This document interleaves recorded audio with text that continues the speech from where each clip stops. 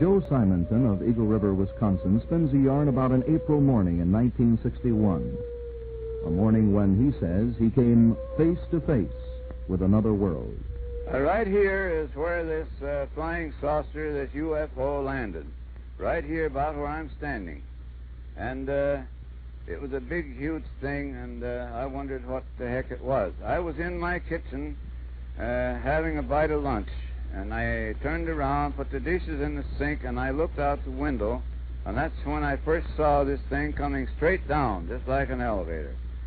And first I thought the roof went off of my house, and I thought, no, the roof is green, and this is bright. What the heck is it? So I rushed out to see what it was, and by that time there was a hatchway opening up in the top of it, just like the trunk of your car. And in there stood a little man. I say a little man, about 5 foot tall, holding up a jug or a container, and he motioned he wanted to drink. He motioned for water. So I walked up to him to get this jug, and I looked at his eyes, and they were so penetrating that I had to look away. So I went to the basement to get this water, and I thought, well, they want water, so I'll take it up to them and see what happens. And with that, I brought the water up, and he was looking at me when I first came out of the basement.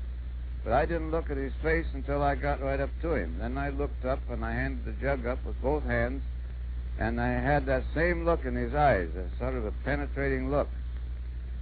And when he took the water, I balanced myself with this hand against the machine, and I stepped back a few steps. And then with that, he set the jug down, and he gave me a salute with the back of his hand, a gesture of thanks, I presume. And then, well, I gave him my salute. What am I going to do? So I noticed this little man, same size of a man, right to the right side of the hatchway, cooking these pancakes, which I have one here yet.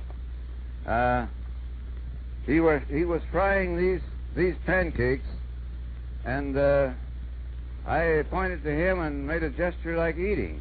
I thought maybe I'd get a conversation out of him. Nobody was saying anything. But he didn't say a word. He just reached over and he got a handful of them, 4 of them, and he handed them down to me. And they were hot and greasy. And this man cooking these pancakes, it was on a square grill-like concern. I couldn't see any flame, but it seemed to be very hot. There was smoke coming from it. And if that was their food, God help them, because I took a bite of one of them, and it tasted like a piece of cardboard. And if that's what they lived on, no wonder they're small. And with that, he reached up and he closed his hatch with a heavy thud click like when it latched. And you couldn't a bit more see where that hatch was than you could see a hole in my hand. And with that, the thing started to raise just like it came down. Everything was timed perfect. It went up about 20 feet. It tilted at 45 degrees straight south and shot off. And within 2 or 3 seconds, it was out of sight.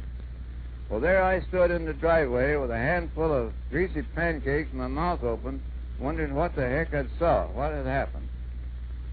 It is outside the realm of the Air Force to pass judgment on Mr. Simonton's case. However, the pancakes that he turned over to the Air Force were turned over to the Food and Drug people, and they were analyzed as pure buckwheat pancakes.